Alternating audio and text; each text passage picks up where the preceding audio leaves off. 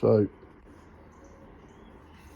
I finished a little Webley Scott 410 woodwork. It went from a real horrible, cheap looking colour.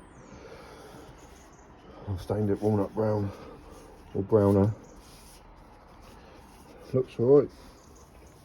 Bought a butt cap, an old one from a scrap gun from the gun shop.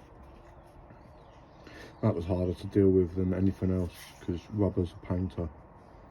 I mean, look at that, it's butchered, but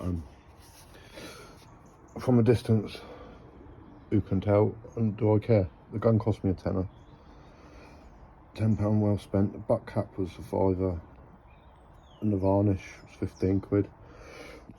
This is just a trial really, because I've got another gun that I don't like the colour of, that I'm really considering sanding down and giving the same treatment, because I think this is going to look pretty fucking sweet. Now just to reassemble. So I put her all back together. Man, she looks alright. I'm impressed. Impressed with my own workmanship. Hicksy, get out of the way.